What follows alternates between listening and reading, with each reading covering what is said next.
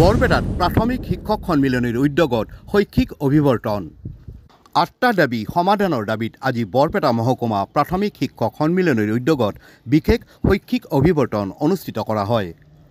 অসম ৰাজ্যিক প্ৰাথমিক শিক্ষক সন্মিলনীৰ আহ্বানত আৰু বৰপেটা মহকুমা প্ৰাথমিক শিক্ষক সন্মিলনীৰ উদ্যোগত বৰপেটাৰ মেটুৱাকুচিত অৱস্থিত শিক্ষক ভৱনত অনুষ্ঠিত কৰা হয় এই শৈক্ষিক অভিৱৰ্তন।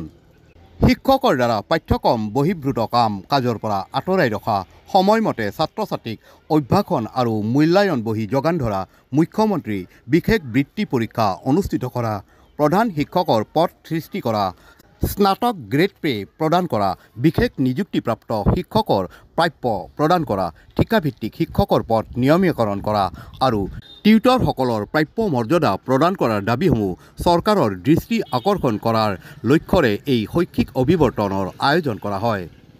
এই অভিৱৰ্তনত বৰপেটা সত্ৰৰ বুঢ়া সত্ৰীয়া ডক্টৰ বাবুল চন্দ্ৰ দাসেও অংশগ্ৰহণ কৰে। সভাখনত সদৌ অসম ছাত্ৰ সন্থাৰ হৈ অবিনাশ কুমাৰ, বৰপেটা সচেতন নাগৰিক মঞ্চৰ হৈ প্ৰবীণ কিশোৰ দাসৰ লগতে শিক্ষাবিদ দীনেশ দাসৰ উপৰি কেইবাগৰাকী বিশিষ্ট ব্যক্তি উপস্থিত থাকে। এই অভিৱৰ্তনত বৰপেটা মহকুমা প্ৰাথমিক শিক্ষক সন্মিলনীৰ সভাপতি তাৰকেশ্বৰ বৰ্মন, সাধাৰণ সম্পাদক শমশেৰ আলীৰ লগতে অইন বিষয়ববীয়াসকল উপস্থিত থাকে। কথা হ'ল অসম ৰাজ্যিক প্ৰাথমিক শিক্ষক সন্মিলনী বিভিন্ন জাতীয় সংগঠনসমূহৰ লগত আমাৰ বিভিন্ন সমস্যাসমূহ, ছাত্ৰ ছাত্ৰীৰ সমস্যা, শিক্ষাৰ সমস্যা, বিদ্যালয়ৰ সমস্যালৈ ইমান দিনে মাত মাতি আহিছে। অহা পৰিপ্ৰেক্ষিতত যোৱা 2023 চনৰ 2 আগষ্ট তাৰিখে বিভিন্ন দল সংগঠনে কৰা প্ৰতিবাদৰ ফলত কেবিনেট সিদ্ধান্ত লৈ প্ৰত্যেকখন প্ৰাথমিক বিদ্যালয়ত একোজন প্ৰধান শিক্ষক দিয়াৰ প্ৰস্তাৱ গ্ৰহণ কৰিছিল। তাতেও কৰিছিল সংখ্যাভিত্তিক হিচাপত শিক্ষকসকলে প্ৰধান শিক্ষকৰ দায়িত্ব অৰ্পণ কৰিব বুলি ঘোষণা কৰিছিল। সেই প্ৰস্তাৱ কেবিনেটে প্ৰস্তাৱ লোৱাৰ আজি 1.5 বছৰ উকলি গ'ল। এই 1.5 বছৰত আমি মনে মনে আছিলোঁ নিশ্চয় আমাৰ প্ৰধান শিক্ষকৰ পদ দিব, কিন্তু এই 1.5 বছৰ উকলি যোৱাৰ পিছতো আজিলৈকে অসম চৰকাৰে কোনো ধৰণৰ প্ৰধান শিক্ষকৰ পদ দিয়াৰ কোনো নজিৰ আমি দেখিবলৈ নাপালোঁ। উপায়ন্তৰ হৈ যিহেতু অসমৰ সচেতন নাগৰিক বিভিন্ন দল সংগঠনসমূহে প্ৰস্তাৱ দিয়াৰ পৰিপ্ৰেক্ষিতত 1,43,158 জন সচেতন নাগৰিকে হস্তক্ষেপ কৰি মুখ্যমন্ত্ৰীক অৱগত কৰিছিল যে প্ৰাথমিক বিদ্যালয়ৰ সমস্যাসমূহ অতি পলমে সমাধান কৰাৰ ব্যৱস্থা কৰক, কিন্তু আজিলৈকে নকৰিলে। সেইকাৰণে আমি আকৌ বিশেষ শৈক্ষিক অভিৱৰ্তন পাতিছোঁ যে আমি বিশিষ্ট ব্যক্তি, বিভিন্ন সংগঠন, জাতীয় সংগঠন, ছাত্ৰ সন্থা, যুৱ ছাত্ৰ পৰিষদ, নাগৰিক মঞ্চ আৰু একটা বিশেষ কথা হ'ল এইটোৱে যে বৰপেটা সত্ৰৰ মূল বুঢ়া সত্ৰীয়া মহোদয়ক আজি আমন্ত্ৰণ কৰিছোঁ। তেখেতেও আমাৰ মাজত আহিছে যে তেখেতসকলৰ সকলোৰে প্ৰস্তাৱ সম্মিলিত গোটেইখিনি আমাৰ যিখিনি দাবীচনত সেই দাবীচনখিনি তেখেতসকলৰ প্ৰস্তাৱ গ্ৰহণ কৰিলে আমি অসম চৰকাৰৰ মাননীয় মুখ্যমন্ত্ৰী মহোদয়ক অসম ৰাজ্যিক প্ৰাথমিক শিক্ষক সন্মিলনত প্ৰেৰণ কৰিম। ইয়াৰ লগতে আমাৰ শিক্ষাত যথেষ্ট সমস্যাৰ সৃষ্টি হৈছে। আমি যদি অসম চৰকাৰে আমাৰ এই সমস্যাসমূহ মুখ্যতঃ 6টা সমস্যাৰ ওপৰত আমি আজি আলোচনা কৰিছোঁ, প্ৰস্তাৱ প্ৰেৰণ কৰিম। যদি নকৰে এপ্ৰিল মাহৰ ভিতৰত আমি বিশেষ কাৰ্যসূচী লোৱাৰ কাৰণে আমি ইতিমধ্যে প্ৰস্তাৱ গ্ৰহণ কৰিছোঁ। গতিকে আমি নিশ্চয় আগলৈ বিশেষ কাৰ্যসূচী আমি গ্ৰহণ কৰিম। ইয়াৰ লগতে প্ৰাথমিক বিদ্যালয়সমূহত যে শিক্ষকৰ অভাৱ, য'ত 6টা শ্ৰেণী আছে তাতে মাত্ৰ 1-2জন শিক্ষক আছে। যোৱা গুণোৎসৱৰ আগে আগে শিক্ষকবিহীন আৰু এজনীয়া বিদ্যালয়ত 86খন বিদ্যালয়ত ক্ষণস্থায়ীভাৱে জিলা বিভাগে এপইণ্টমেণ্ট দিছিল। 2-3 দিন যোৱাৰ পিছত আকৌ নিজৰ ঠাইত গুচি গ'ল। গতিকে এই বিদ্যালয়সমূহ আমি কেনেকৈ চলিব? ইয়াৰ উপৰিও দেখা যায় যে দিনক দিনে স্কুলৰ সংখ্যা কেৱল কমাই আছে। যেনেকৈ হওক চৰকাৰে কেৱল স্কুলখিনি বন্ধ কৰাৰ প্ৰয়াস কৰিছে। ইয়াৰ জৰিয়তে আমি অসম চৰকাৰক জনাব বিচাৰিছোঁ প্ৰাথমিক বিদ্যালয় শিক্ষকসকলক নিযুক্তি দিয়ক আৰু বিদ্যালয় বন্ধ কৰাটো বাদ দিয়ক আৰু আমাৰ যাতে শৈক্ষিক পৰিৱেশ ভাল হয় তাৰ কাৰণে তেওঁলোকে চেষ্টা কৰক। লগতে দুখৰ বিষয় এইটোৱে, ইমান বছৰে প্ৰাথমিক বিদ্যালয়ৰ 5ম শ্ৰেণীৰ ছাত্ৰ ছাত্ৰী বৃত্তি পৰীক্ষা অনুষ্ঠিত কৰি আহিছিল। আজি 4 বছৰে আমি অসম ৰাজ্যিক প্ৰাথমিক শিক্ষক সন্মিলনীৰ জৰিয়তে বহুবাৰ আবেদন নিবেদন কৰাৰ সত্ত্বেও এতিয়ালৈকে আমাৰ প্ৰাথমিক বিদ্যালয়ত আকৌ 5ম শ্ৰেণীৰ বৃত্তি পৰীক্ষা অনুষ্ঠিত কৰা নাই। আমি আজি এই প্ৰস্তাৱখনত ৰাখিছোঁ যাতে প্ৰাথমিক বিদ্যালয় প্ৰধান শিক্ষক এই বৃত্তি পৰীক্ষা অনুষ্ঠিত কৰে।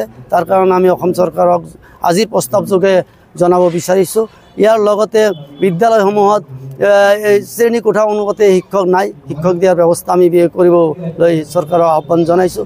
ইয়াৰ উপৰিও আমি শিক্ষাৰ কাৰণে বিদ্যালয়ত উপস্থিত থকা পাঠদানৰ সুবিধা দিয়াৰ আমি চৰকাৰক আহ্বান জনাইছোঁ। শিক্ষাৰ বাহিৰে অন্য কামবিলাকৰ পৰা শিক্ষকসকলক ৰেহাই দি শৈক্ষিক পৰিৱেশ গঢ়ি তুলিবলৈ আমি অসম চৰকাৰক লগতে আজিৰ প্ৰস্তাৱ যোগে অসম চৰকাৰক জনাবলৈ আমি আগবঢ়াইছোঁ। ইয়াৰ লগতে ইমান বছৰে অসমত যেহেতু 5 বছৰৰ পৰা 14 বছৰ বয়সলৈ ছাত্ৰ ছাত্ৰী বিনামূলীয়া শিক্ষা ব্যৱস্থা গ্ৰহণ কৰিছে। গতিকে ইমান বছৰ আমি পাই থকা ছাত্ৰ ছাত্ৰীৰ বিনামূলীয়া পাঠ্যপুথি আমি পাইছিলোঁ। এই বুলি দেখা গৈছে সকলো ধৰণৰ কিতাপ আমি পাবলৈ সক্ষম হোৱা নাই। তাৰ উদাহৰণস্বৰূপে ক শ্ৰেণীৰ কিতাপ এতিয়ালৈকে এটাও আমি ছাত্ৰ ছাত্ৰীক আমি দিব পৰা নাই। আৰু ইয়াৰ লগতে অব্যাসন বহি আৰু মূল্যায়ন বহি অসম চৰকাৰে ইমান বছৰে দি আহিছে। এইবেলি আমি ছাত্ৰ ছাত্ৰীৰ হাতত অব্যাসনৰ মূল্যায়ন বহি দিবলৈ সক্ষম হোৱা নাই। গতিকে এই গোটেইখিনি দাবীৰ লগতে আমাৰ সপ্তম আৰপিত 8,700 টকা স্নাতক শিক্ষকসকলক গ্ৰেড পে দিছিল, কিন্তু গ্ৰেড পে দি আকৌ কেবিনেটৰ সিদ্ধান্ত লৈ গ্ৰেড পে অৱনমিত কৰিছিল। আমি সেই গ্ৰেড পেখিনি আমি পাব লগা গ্ৰেড পে 14 মাহ ভোগ কৰা গ্ৰেড পে ঘূৰাই দিবলৈ আমি আজিৰ প্ৰস্তাৱত লিপিবদ্ধ কৰিছোঁ। আমাৰ 2012 চনৰ পৰা 2017-18 চনলৈকে অসমত শিক্ষক নিযুক্তি ঠিকাভিত্তিক দিছিল আৰু তাতে দুটা ভাগ কৰিছিল, এটা SSA আৰু এটা ষ্টেট পুল। সেই শিক্ষাগুৰুসকলে কণ্ট্ৰাকচুৱেলত চাকৰি কৰিছিল, ঠিকাভিত্তিক হিচাপত চাকৰি কৰিছিল। তেওঁলোকক এই কিছুদিন আগতে এটা বিশেষ প্ৰক্ৰিয়াৰে তেওঁলোকক নিয়মীয়া কৰিছে। নিয়মীয়া কৰাৰ সময়ত তেওঁলোকৰ বহু দৰমহা অৱনমিত হৈছে, শিক্ষকৰ সন্মানত আঘাত সানিছে। ইয়াৰ লগতে তেওঁলোকে এই ঠিকাভিত্তিক সময়খিনিত কৰি থকা কামত তেওঁলোকে যিখিনি আৰ্জিত ছুটি আৰু অন্যান্য সুবিধা পাব লাগিছিল, সেই সুবিধাৰ পৰা তেখেতে বঞ্চিত হৈ আছে। আজিৰ এই সভাযোগে আমি তেওঁলোকৰ এই পাবলগীয়া বকীয়া আৰু তেওঁলোকৰ সুবিধাখিনি দিয়াৰ কাৰণে আহ্বান জনাইছোঁ। ইয়াৰ লগতে এতিয়াও অসমত বহু ঠিকাভিত্তিক শিক্ষক আছে, অনতিপলমে এই ঠিকাভিত্তিক শিক্ষকখিনি নিয়মীয়া কৰাৰ ব্যৱস্থা কৰিবলৈ আমি আহ্বান জনাইছোঁ।